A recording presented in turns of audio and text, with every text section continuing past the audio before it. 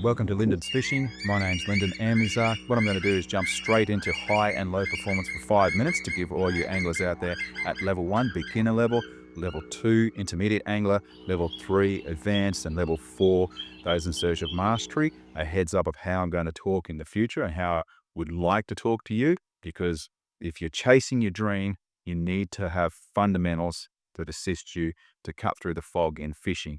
And this is how I want to talk to a level 1 angler. Do you understand what level you're at? Do you think you're level 3, a professional angler? Are you a level 2 angler in your mind, but a level 1 angler with ability? Where are you exactly today as an angler if you were to assess yourself in 4 levels? So 1, that's your point on a map. 2, where do you want to get to? 3, how quickly do you want to get there? 4, how do we maximize your genetic capability? 5, maybe what are your lifestyle considerations from work, say, or how far away is your local fishery? And 6, how many times do you go fishing? What is your frequency of fishing? So 7 might be, what are you prepared to sacrifice? You sacrifice an improvement speed. So straight away, we have 2 points on a map now. 1, where the angler perceives they are or really are. I mean, you can test that. And 2, where they want to get to, in what time period and at what cost. That's it. You could do that for a level 2 angler or a seasonal angler. The people you see posting online as well, they might want to stay there, or they might want to get to be a professional angler at level 3, which is professional for a reason. Okay, it requires a lot of sacrifices.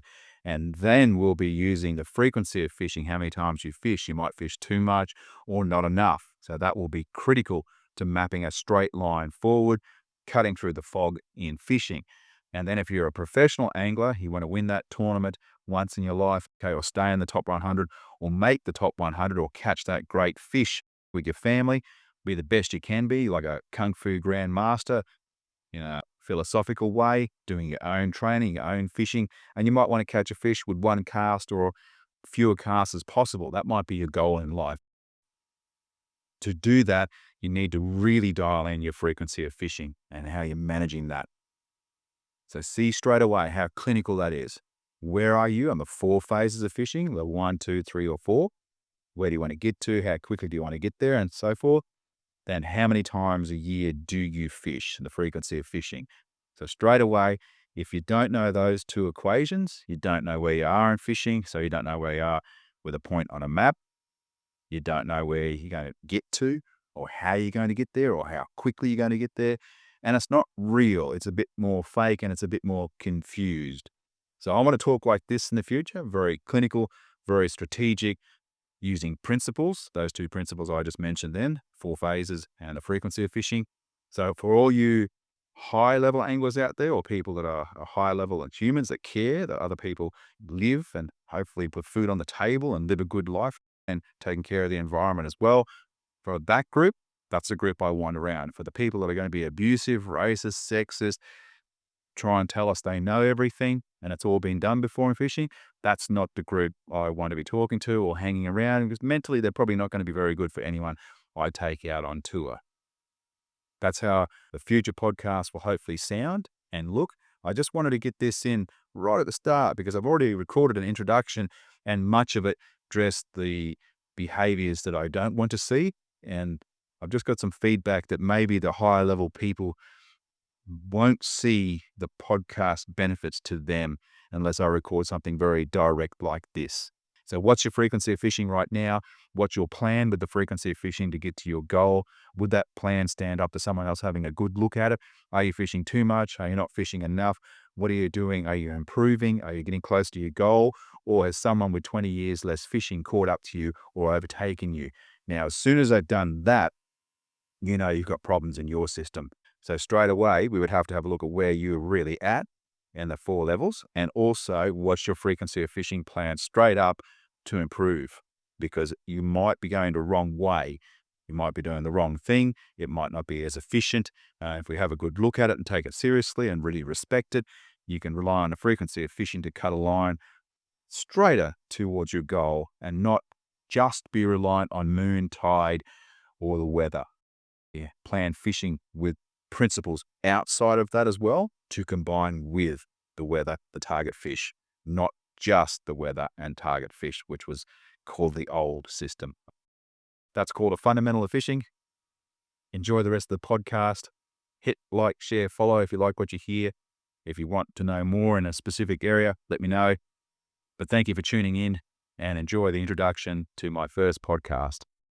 Welcome to the podcast. My name's Lyndon Sark. I've recorded the beginning of this podcast many, many times over the decades, and I've been recording fishing history, evolution, and how people improve for over 20 years as a sports coach, a tour guide, and an angler myself. Much of this is done in outback Australia, so I'm going to bring you a varied show. The 4 phases of fishing frequency is a clip I loaded up mid-2024. As I record today, it's April 2025. So you might look up Lyndon's Fishing, LYNDONS _fishing, maybe on YouTube and other social media sites to check that out, because I have images going back to the 1970s there.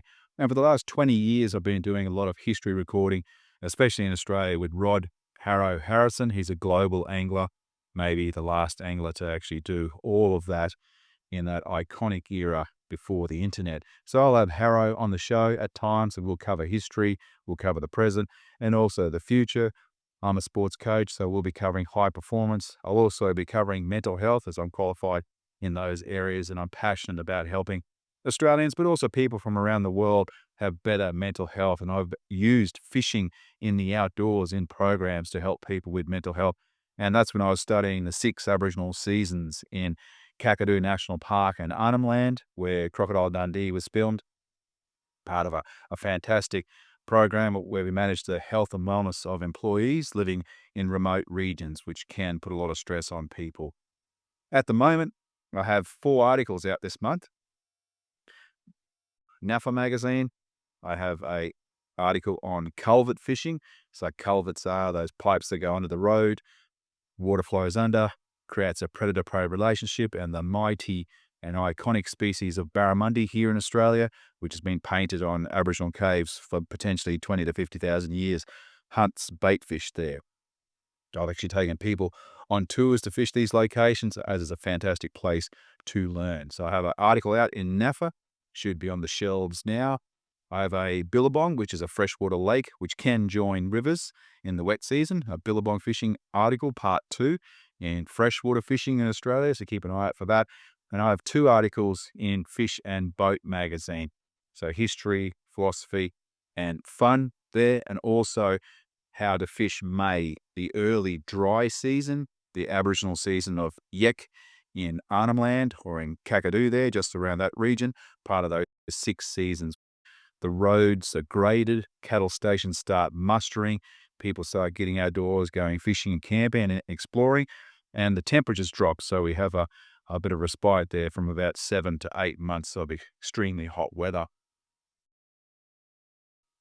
The second part of the roundup is that I've been to state and watching national titles in sport, particularly athletics. So I'm really, really into my athletics, been an athlete back in the day myself, and I'm looking forward to about a 7.5-year run up now to the 2032 Olympics in Brisbane, Australia, in Queensland, and hopefully all the people up north and out west and down south can get to that event.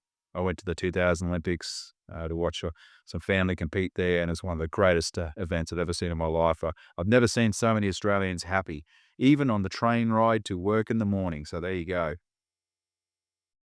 I've also been studying mastery systems, which is what I pretty much do for my own work, and that includes everything in life you see. So it could be from anywhere. In one diary alone, I have about 10,000 notes on mastery, just in one diary, to give you an inkling of what I do.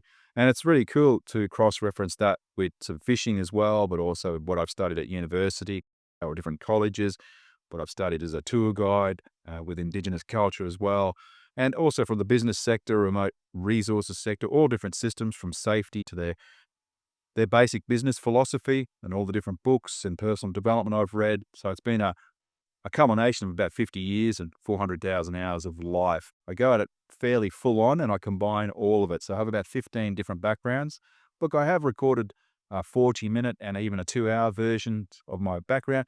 But what I might do is post maybe 10 minutes of it up in a few podcasts in the future, just so I can break things up. When you map people's blood pressure, I found they can get a bit touchy when you're doing health and wellness, and they don't like what I call reality. But in high performance sport, we'll measure a bench press, push up, body fat, 40-meter sprint time, and we're fairly clinical, okay? Just like the nurse and the doctor are when you go for your checkups. We have to deal with a form of reality that is very, very much aligned with maybe science or university, and that's a point on a map. That's reality.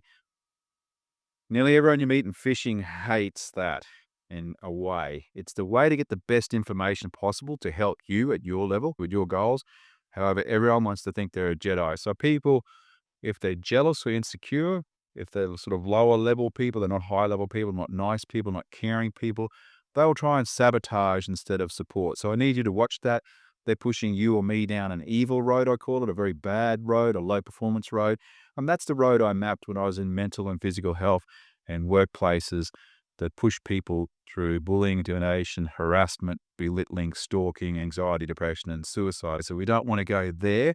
And it all starts with a criticism and can often start with a joke. And in Australia, if you don't know from overseas, we've had over 15 years of parliamentary inquiries on human behaviour, and we're still going. We have a reckoning in society, and we're only at a 1% capability in even thinking about managing that. We're flat out even identifying cultural problems, and we're not as friendly in many areas that we used to be. I don't think so anyway, and I'm trying to get that back by addressing some of those behaviours, so please give me the right to do that. I'm qualified mental and physical health, high performance, and I do know where I'm going with this, and it is the right thing to do in a way. However, the evil or the jealous or the narcissistic or psychopaths, like I had to remove from businesses, they are going to be triggered by this, and they don't want us to be helping people or improving ourselves. So I just want you to note that in the criticism, and also note it within yourself. Try and control that evil within yourself, all right? Because no one's perfect. No one knows everything. We don't preach to know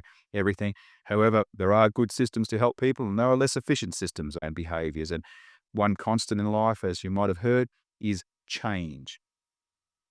One of the focus species for fish we're going to concentrate on is the mighty barramundi, which can grow to apparently 1.8 meters and 52 kilos as per the CSIRO chart here in Australia. That's a big, big fish. It's a magnificent fish, revered by Indigenous culture here in Australia, which dates back over 65,000 years. Lots of hunting and gathering lessons there. And I've been lucky to be a tour guide for culture and the natural world values, and to also promote the genius within that system here in Australia. And I have a lot to talk about in that area. Who knows, one day maybe I'll be taking you out on tour. So we'll be talking a lot about Australia. I'll be flashing different images up over the hundreds of thousands of photos that I've taken, and also flashing up some footage of decades of filming animals in the natural world, which includes filming crocodiles for over 10 years at a mighty location called Carhill's Crossing on the East Alligator River. So it's going to be a fairly rare combination going back 50 years in some podcasts with Rod Harrow Harrison, an international angler. A lot of people around the world know him, and especially back in the US there. He's even fished with Lefty Kreh back in the day. I'll talk a lot about the now, the present, and then also maybe do a bit of a SWOT analysis on the past to improve today to help the industry, but also talk about the future, where we're going to go. It's the best way for you to jump on my wavelength, whatever that is probably to check out the 4 phases of fishing frequency. Lyndon's Fishing, there on YouTube and some other sites. Now, that'll give you an indication of what level of angler you're at. And once you know that, you can map a more accurate path into the future for you, your pace, with your goals, with your genetics, with your sacrifice and improvement speed. That's real. The fish are out there, just do this lure catches them all. That's not real. That's hearsay. Or someone caught a fish last week. Someone caught a fish 3 Aboriginal seasons ago, like 3 months ago. Got nothing to do with fishing today. So that's all hearsay. So there's 2 different versions of it. You're going to like reality or a fake dream. So take your pick. Most people like to stay in the dream in most parts of life. However, in high performance, we have to be very, very clinical, very forthright, looking the person straight at them saying, look, we're here. We had 40 points scored against us last week. Our defense isn't good. On average, all of you missed 2 tackles. We're all doing tackle practice. First session back this week. That's just that. That's it. Very few people look at fishing like that. And a lot of people report fish, or I caught 60 fish the other day, but you don't know how many fish they missed. You don't know how many hours per fish. You don't know what could have been done if you had better anglers on board, what mistakes they made. So you just don't know what they could have done fishing a week leading up, and a week after. They might not fish that many times in the year. So there's context needed, and context is reality again, and people don't like that for some reason, which usually is because of jealousy and ego. So if you want to make a better scene, you want to be a better human yourself, it's advisable to deal in some reality-based terms. So that'll be a different language in fishing, and I'm just alerting you now. But it might take a bit of getting used to, or you might not have heard people talk like that before. It's also called being professional, and if you want to be a professional angler in front of sponsors, or right in front of people that may fund you in the future, or look up to you or follow you, you need to be heading down that path. The other path has its limitations, and their limitations have been passed on to you now. You're as good an angler as you can be due to that older system, all right? And systems always get updated, and sometimes they go through a massive and very, very quick update, just like when you download a new app. I've been recording this stuff for decades. At times I fished living in a one-bedroom donga, they call it. It's just like a mining donga out near a river. I could hear the fish biting. I could fish 2 times a day if I wanted, or 3. Fish hundreds and hundreds of days a year, then fished every day. Mapped it with my physical preparation, mental preparation, everything. Went at it like an athlete. And then mapped what I did that was detrimental to fishing, where my ability dropped off. So I might have done one of the very rare research studies here in Australia that anyone's ever done, and then coached anglers at the beginner level, the intermediate level, and the higher level on these fisheries, and saw how they improved or went backwards, and then watched anglers from all around Australia turn up at a location to fish, mapped that, and then watched international anglers turn up. And everyone can learn. We all have strengths, and we can all learn from each angler. It's not a competition. However, in the world of helping people go forward, very few people work in that area, have a brain in that area, and most people think of themselves, so they don't want to help other people. Hit like, share, follow if you like what you're hearing. If you want some topics put up, let me know. I won't be able to cover everything. Not saying we know everything here. We're just going to be putting across a perspective of what we've seen, what could maybe be improved, and give you a few different options in life to the mainstream. And one of those options is all the lessons I've learned fishing without a sounder, just raw hunting, but then also underlining and highlighting magazines for over 20 years, the strengths and weaknesses of different writers, and learning from different writers. I still write now, and I'm very thankful we have fishing magazines around, and we want to keep them going and keep tackle shops going too. So I'm here to support you guys as well, and girls. But welcome to fishing. It's going to be a fun journey. A lot of it's going to be about Outback Australia. There might be some funny stories in there as well. We have a good sense of humor out here in Australia. We have a lot of good people, but like many Western societies in the world, we have a lot of agitation at the moment, a lot of lost people, and a lot of nastiness online, and that's crept into the fishing scene. So keep the names of anyone being negative towards me, and always ask them, why can't you support instead of sabotage? Instead of being evil, why don't you help instead of hindering? Why can't you do something to help like Lyndon is? Maybe you could say that to them. What's your plan for me? You don't stand for anything. You don't stand for other people. You don't want to help other people. So why are you stopping this person from helping?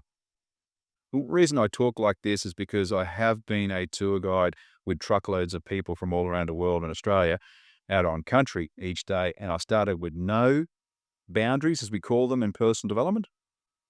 And then I ended up with a 20-minute talk about behavior. It was that bad. It was out of control. People attacked. So if I didn't do the talk, the tour was terrible because someone had ruined the experience later on in the day. And I don't want that to happen to you here in the podcast.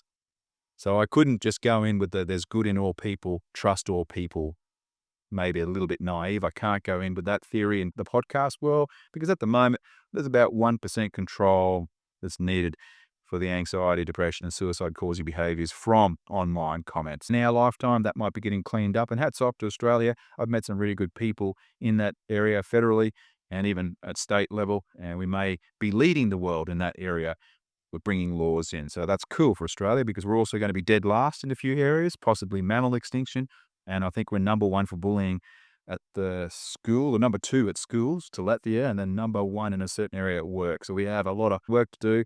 And what I did note when I took mental health tours out on country fishing is that when people attack people fishing, we had no safe zone in life because a lot of people didn't have a safe home. The online world wasn't safe and the workplace wasn't safe. So you can see where I'm coming from here. I don't want this podcast to end up with that group. I know that group is out there. I know they're unhappy. I know they don't have a better plan to move people forward, or even anglers forward, than I do. So I just need to keep them away, and I need to alert you to their game. Sorry to have to tell you all that. Yeah. I have no choice, all right? Otherwise, you'd be asking me after a few podcasts, what is going on down there in that country of yours with the podcast?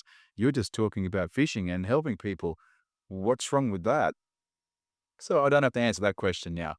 It's going to be good fun, I hope. Hope to meet some of you. Hope it helps you out. I'm not going to be able to give everything away for free. Obviously, this is my life. I put 400,000 hours into this and lots of days in 37 to 45 degrees, punishing myself, fishing hundreds of days a year, living remote, thousands of kilometers away from friends and family, out of phone contact, systemizing it, writing it, studying at uni, studying sports coaching, studying mental health, studying specific track and field coaching. So I've taken a lot, and then tens of thousands of hours of thinking to systemize it at high level.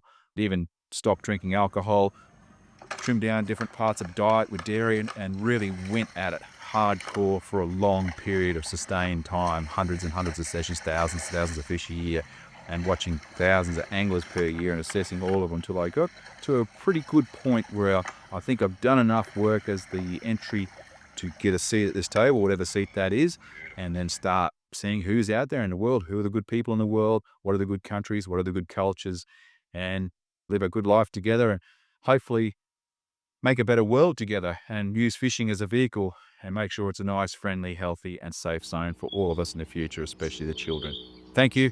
I'm going to end podcast 1 here and now. I look forward to interacting with you in the future. I wish you all the best, whatever you're doing in life right now. I hope you're healthy and happy. And always remember, let's try and keep the outdoors a mentally and physically healthy place.